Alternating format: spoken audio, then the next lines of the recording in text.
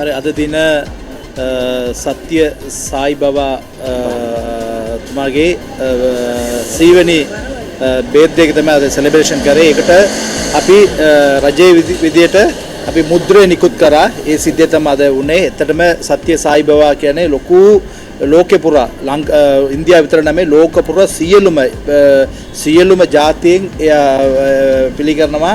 ඒකත් එක්ක ගොඩක් සේවය. ඒ කියන්නේ හොස්පිටල්ස් තියෙනවා, ඒ වගේම වතුර දෙන ප්‍රොජෙක්ට් එකක්. ඊට පස්සේ ගොඩාක් සමාජ සේවය තමයි අංකයකට කරන්නේ. එතකොට ඒක ලංකාවටත් මත ලොකු සේවාවක් කරනවා. ඒක අගය කරමින් තමයි අද දිනේ මේ උත්සවය පැවැත්වෙන්නේ. இன்றைய தினம் ஸ்ரீ சத்யா சாய்பாபா அவர்களின் 100வது பிறந்த தினத்தை முன்னிட்டு இன்று வைபவம் அதாவது தபால் முத்திரை வெளியீட்டு நடத்தப்பட்டது. நான் நினைக்கிறேன் இந்தியாவில் முதலாவது தபால் முத்திரை வெளியீட்டும், இரண்டாவதாக இலங்கையில் நடத்தப்பட்டது. தேசிய மக்கள் சக்தி அரசாங்கம் சகல மதங்களுக்கும் முன்னுரிமை கொடுக்கின்ற ஒரு அரசாங்கம் என்ற அடிப்படையிலே இந்த முத்திரை வெளியீட்டும் இன்று இந்த சபையினால் மேற்கொள்ளப்பட்டதாக எங்களுடைய அனுசரணை வழங்கப்பட்டது.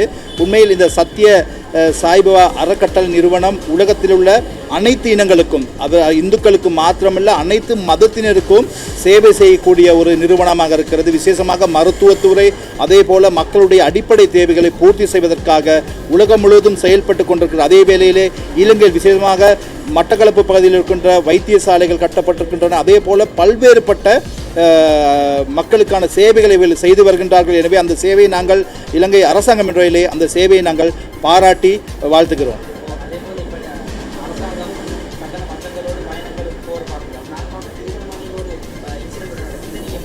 இல்லை, உண்மையில் இப்படி தானே காலத்துக்கு காலம் இந்த திருடர் கூட்டத்துக்கு பயம் ஏற்படும். ஏன்னா நல்ல அனுரகுமார் திசாநாயக்க ஜனாதிபதி கண்டு அச்சம் கொள்கிறாங்க. ஏன் இன்னைக்கு தெரியும், இந்த திருடர்களுக்கெல்லாம் தங்களுடைய காலத்தில் செய்த குற்றங்களுக்கு தண்டனை கிடைக்கும் என்று நல்லாவே தெரியும். இன்னைக்கு விசாரணை மிக தீவிரமாக இடம்பெற்று கொண்டிருக்கிறது.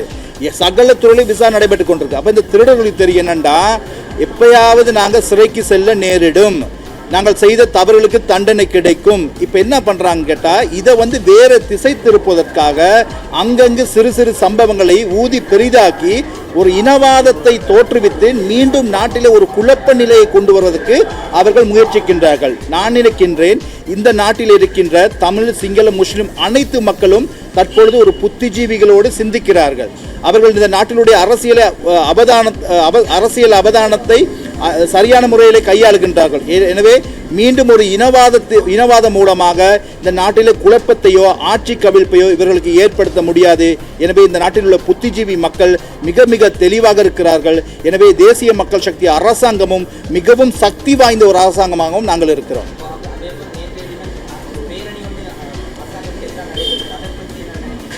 தமிழிலே சொல்வார்கள் அலிபாபாவும் 40 திருடர்கள் என்று. அதை நாங்கள் சொல்லும் அலிபாபாவும் 400 திருடர்களும் நேற்று மேடையிலே இருந்தார்கள். அங்கே பாருங்கள், அந்த மேடையில் இருந்த எல்லோருக்கும் வழக்கு விசாரிக்கப்பட்டு எல்லோரும் சிறை சென்று இப்பொழுது வெளியே இருக்கிறவர்கள். இவர்களுக்கு அந்த வழக்கு விசாரணை செய்யப்பட்டு அவர்களுக்கு தண்டனை வழங்கப்படுகின்ற பொழுது அவர்கள் நிரந்தரமாக சிறைக்கு செல்ல நேரிடும். அந்த பயத்தினால் நாட்டிலே மக்களுடைய இந்த ஒரு மாற்று கருத்தை உருவாக்குவதற்கு இந்த ஆட்சியை குழப்புவதாக நினைத்து அவர்கள் அந்த நேற்று கூட்டத்தை கூட்டினார்கள். எனவே நேற்று கூட்டத்துக்கு வந்தவர்கள் யார்? சாராய போத்தலுக்கும் அதே போல சோற்று பாசலுக்கும் எந்த அரசியல் கலாச்சாரத்தை மக்கள் அடியோடு துடைத்தெறிந்தார்களோ அந்த அசிங்கமான கலாச்சாரத்தை மீண்டும் உருவாக்குகிறார்கள் இந்த மொட்டு கட்சிக்காரர்களும் அதே போல ஐக்கிய தேசிய கட்சிக்காரர்களும். அன்று சொன்னார்கள், ஒவ்வொரு கட்சி ரணிலை பார்த்து மைந்த என்ன சொன்னார்கள், யார் திருடர்? மைந்த திருடர் என்று. இவர்கள் கூறினார்கள், யார் திருடர்? ரணில் திருடர் என்று. இன்றைக்கு எல்லா திருடர்களும் ஒரே மேடையில் இன்றைக்கு தேசிய மக்கள் சக்தி அரசாங்கத்துக்கு எதிராக அணிதிரண்டிருக்கிறார்கள். எனவே நாங்கள் இவர்களை பார்ப்பது திருட்டு கும்பல், திருடர்கள். இவர்களை ஒரு காலமும் எங்களுடைய அரசாங்கத்தை ஒரு துளியேனும் அசைக்க முடியாது. ஏனென்றால் மக்கள் எங்கள் பக்கம். இந்த நாட்டிலுள்ள மக்கள் எப்போதும் நாங்கள் தேர்தல் காலத்தில் கூறியது போல மக்கள் நாடு அனுரவோடு இருக்கிறார்கள். இதுதான் உண்மை.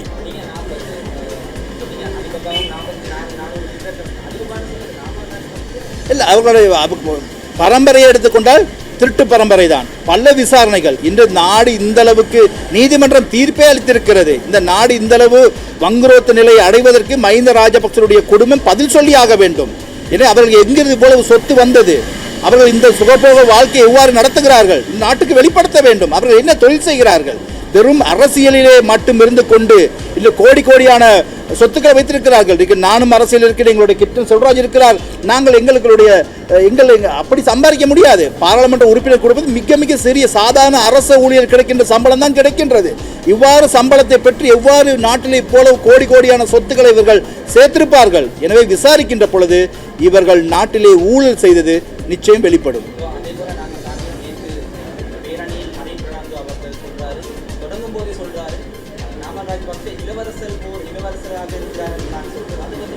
இல்லை, உண்மையிலே இந்த ஐக்கிய தேசிய கட்சிக்காரர்களுக்கு செல்வதற்கு இடம் கிடையாது.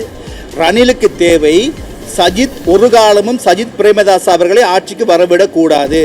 எனவே அந்த ஒரு சூழ்ச்சியிலே இன்று விரும்பாமையில் ஐக்கிய தேசிய கட்சிக்காரர்கள் மொட்டு கட்சியுடன் கூட்டு சேர்ந்திருக்கிறார்கள். அதே அரின் பெர்னாண்டோ ஒரு காலத்திலே மஹிந்த ராஜபக்சே அவர்களை கூறி பகல் திருடன் என்று வர்ணித்தார், இந்த நாட்டை நாசமாக்கியவர் என்று சொன்னால், அதே வாயால் இன்று அவர் நாமல் ராஜபக்ச அவர்களை இளவரசர் என்று சொல்கிறார். உண்மை இளவரசனா, திருட்டு இளவரசர் என்று நாங்கள் ஏற்றுக்கொள்கின்றோம். இல்லை, நாமல் ராஜபக்ச அவர்கள் பரீட்சை, அதாவது சட்ட பரீட்சை எழுதுகின்ற பொழுது தனி ஒரு அறையிலே பரீட்சை எழுதியிருந்தார். உண்மையே பரீட்சை திணைக்களத்தின் சட்டத்தின் பிரகாரம் யாருக்கும் தனி ஒரு அறை ஒதுக்கப்பட மாட்டாது. எனவே இவருக்கு எவ்வாறு தனியான ஒரு அறை வழங்கப்பட்டது என்பது ஒரு கேள்விக்குறி. எனவே நிச்சயமாக எங்களுக்கு மட்டுமல்ல, நாட்டு மக்களுக்கும் அவருடைய பட்டம் தொடர்பாக, சட்ட பட்டம் தொடர்பாக சந்தேகம் எழுகின்றது. எனவே சரியான முறையில் விசாரிக்கின்ற பொழுது அது உண்மைத்தன்மை உண்மையிலே மக்கள் அறிந்து கொள்வார்கள்.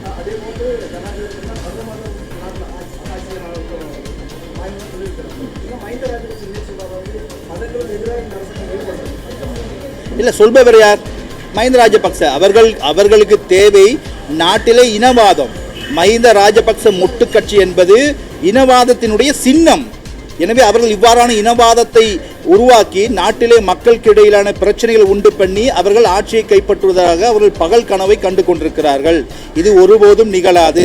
தேசிய மக்கள் சக்தி அரசாங்கம், எங்களுடைய ஜனாதிபதி அன்ருகுமார் திசாநாயக்க சகல மதங்களையும் நாங்கள் மதிக்கிறோம். அந்தந்த மதங்களுக்கான உரிமையை நாங்கள் பாதுகாக்கின்றோம். நாங்கள் எனவே ஒரு மதத்துக்கு எதிராகவோ ஒரு இனத்துக்கு எதிராகவோ செயல்படக்கூடிய கட்சி அல்ல. எல்லோரையும் இணைத்து கொண்டு ஒரு சுபீட்சமான நாட்டை உருவாக்குவதுதான் எங்களுடைய தேசிய மக்கள் சக்தியினுடைய நோக்கமாக இருக்கிறது.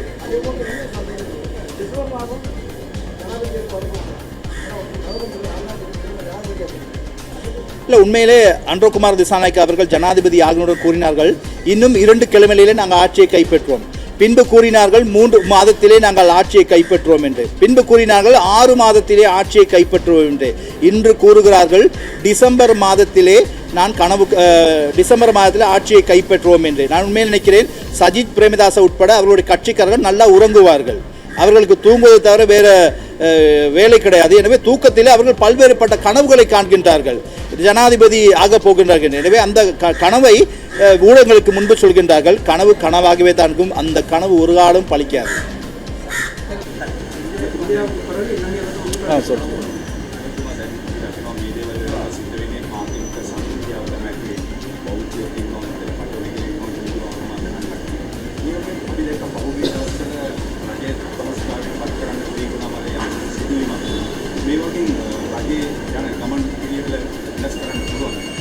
අපි එත්තටම ජාතික ජනබලව කියන්නේ මේ රටේ සියලුම ආගමවලට ඒ අයිතිය දීලා තියෙන අපි. ඒ මොන ආගමෙන්ට පුළුවන් ඒකට ඒ අයිතිය දීලා තියෙන සමාන පිළිගන්න රජය තමයි දැන් පත් කරලා තියෙන්නේ. සමාට ඕනි මේ තියෙන හොඳ තත්ත්වය. මේ රටේ ජාතිවාදී නැතුව සියලුම ජන කොටස එක මීටරකට ඉඳලා තමයි මේ රටේ දැන් යන්නේ. අන්න ඒක කඩාකප්පල් කරන්න සමහරුන්ට ඕනි ආපෝ පරණ දේශපාල කරන්න. ඒකට තමයි පොඩි සිදුවීම එක ලොකු කරලා ඒකට ඇතුළට රැංගලා ඒක කුලප්පු කරලා රටට පෙන්නනවා මේක ආපෝ ලංකාවේ ප්‍රශ්න කියලා. මම හිතන්නේ මේ රටේ ලංකාවේ ඉන්න සියලුම ජනතාව දෙ බුද්ධිමත් ඉස්සර වගේ මිනිසුන්ගේ එක බොරුව කියලා රවට්ටන්න බෑ. මේ රටේ ඉන්න සීල දෙමළ සිංහල මුස්ලිම් සියලු ජනතාවම දැන් හොඳා ඉතා පේදලින් ඉන්නවා. ඒ නිසා කාටත් මේ රාජ්‍යයේ අපහසු කරලා පත් කරන්නත් බෑ. මේ රජෙන්ට ආපෝ මේ බලය සමහරු සීනෙන් හිතනවා डिसेंबर जनाधिपति වෙනවා ඊළඟ ජනාධිපති වෙනවා ඒක සීනේ විතරයි කවදාව යථාර්ථ වෙන්නේ මේ මාතෘ භූමියේ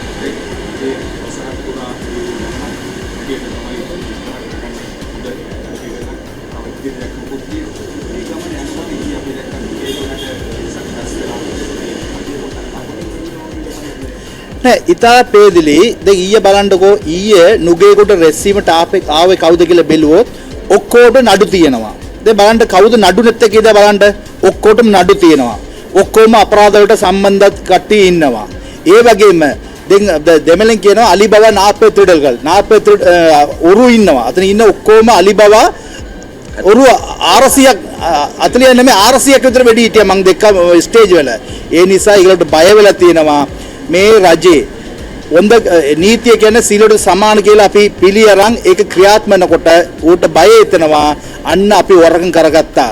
අපි වැරදි වැඩ කරගත්තා. අපිට කවදාරි මේ කූඩුවට එන්න වෙනකට බයකට තමයි දැන් ජන මතයේ අනිත් පැත්ත අදරන්නේ කවදාවත් මේ ඉන්න රටේ මිනිස්සු ඒකට ඉඩ දෙන්නේ නැහැ. ඒතර බලන්නකෝ මේ ඊයේ එතන මොනවද එම්මතනම අරක බෝතල බත් පැකට් එක. එතන මේ ලංකාව සමාජයේ ලැජ්ජ කරන කට්ටිය.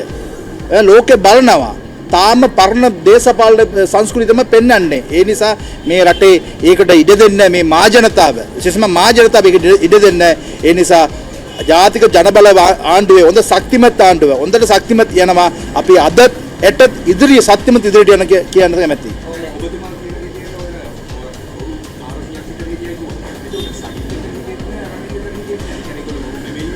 නෑ මේමනේ විපක්ෂ කියලා කියන්නේ මොනවද විපක්ෂ කියන්නේ එක එක කණ්ඩායමනේ දැන් එතනම මේ සජිත් ප්‍රේමදාස මහත්තයා කියනවා විපක්ෂ නායක කියලා. එතකොට එයාගේ විපක්ෂ නායක කියලා විපක්ෂ පිළිගන්නේ නෑනේ.